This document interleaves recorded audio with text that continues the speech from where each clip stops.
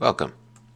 In this video we'll be looking at how to get input from users and then do some calculations and output the results. In the screen you have a block comment where I have the steps that I want to complete. And so this program will request a name and three numbers from the user, do some calculations, the sum of the three numbers, multiplying the three numbers, divide the first by the second, then multiply by the third, and then print a message greeting the user by name and the results of each of the mathematical operations.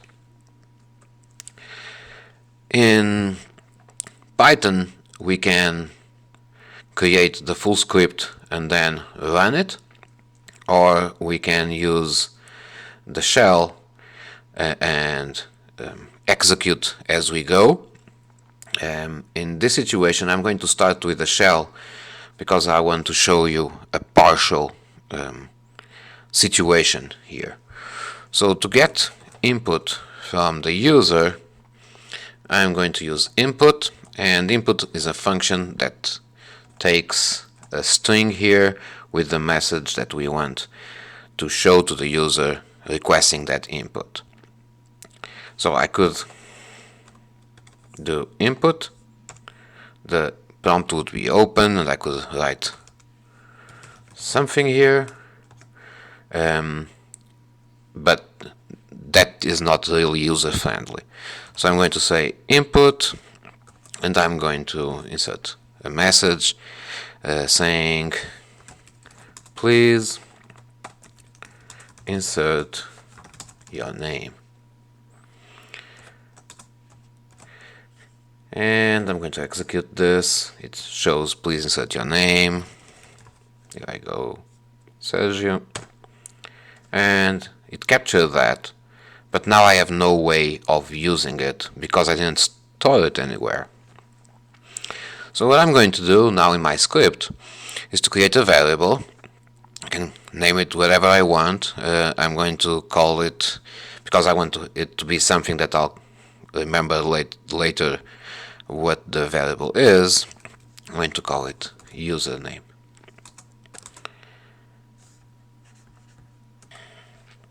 And I'm going to do the same thing. And we can test this in the shell. Username, I'm going to say, and now if I want to retrieve what was inserted I can just use the variable username and it has it stored there.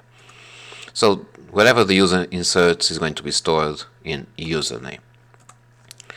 I'm also going to request three numbers, and because I need to operate with those three numbers I need to store each one in a different place. So I'm going to do n1. Again, you can call that variable whatever you want. And I'll start by saying, there's a small catch here and I'll show it to you in a second, then we'll fix it. But for now, just please insert first number, and I'm going to copy this, make it easy. I'm going to need number 2 and the number 3, and it's going to be second number, third number. And this means that I have the name of the person in username, the first number in n1, the second number in n2, and the third number in n3. Whenever we are trying to do a software or script, we want to break our problem in parts, and then we have to connect them. But that's what I'm doing here, thinking first of requesting a number and three numbers, a name and three numbers, and then worrying about the rest. So now I want the sum of the three numbers, and again I'm going to need that result somewhere. So I'm going to call it my sum. Again, you can call it whatever you want. And this is n1 plus n2 plus n3. And this is where we'll have the catch that I mentioned before. Let's try this and see the problem that we get into. I'm going to click on the arrow. I'm using Wing IDE and run this. There's no parameters. So the program executes by asking my name and the first number. I'm going to say 2, the second number is 5, and the third number 10. And then this is all good, but I forgot to show the result. So might as well start by showing you how to print anything here.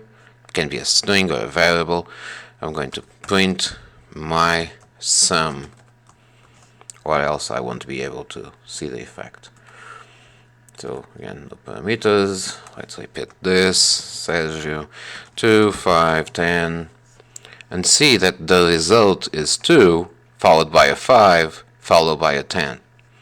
What happened here was that the input, all the 4 inputs were treated as text inputs, as strings. And so the sum of strings is just a concatenation, so they are all coming like this. What we need is to transform the 3 numbers into numbers, not the letters, the characters that represent the numbers. And so to do that, we are going to say eval. We are going to ask Python to evaluate that input. And I'm going to do this for all of them. Insert the input in eval, and then I can treat them as numbers. So once again, and this time it will work, 2, 5, 10, and the result is 17. So what we need next? Multiplying the 3 numbers. So my mult is going to be n1, and the star is the symbol for multiplication. So I'm going to multiply the 3 numbers.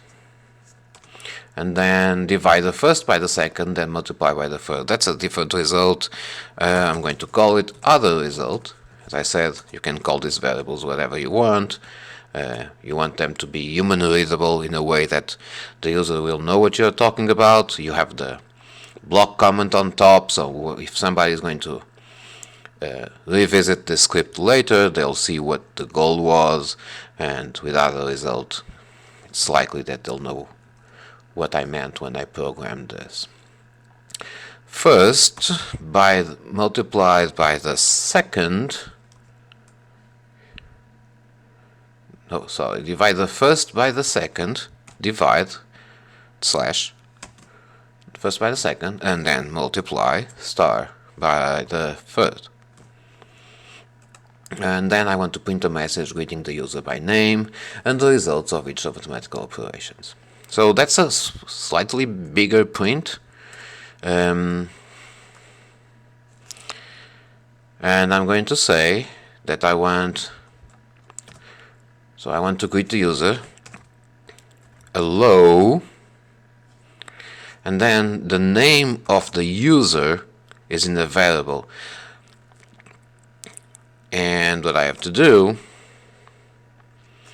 is concatenate this string with the name, username. Okay. So if I do it like this, I get hello, and in that case I inserted Sergio, so I was going to have Sergio. I'm going to do it. Also add a third string with exclamation mark. Then I could do this in separate print or in one long print. I want to print, this will automatically change the line if I do it in another one. And sometimes it's better to have a little bit more instructions and just make it clearer. Print the sum of the numbers is, and I can insert this as with a comma and then insert the variable, and my sum is the variable that contains the sum. One good practice is to give it a go and see if we didn't make any strange mistake while programming. We shouldn't try to program everything and then try it. So keep trying it, keep experimenting. First number, I'm going to do it 4, 5, 6. Hello Sergio. The sum of the numbers is 15. That is correct. So now let's do another one for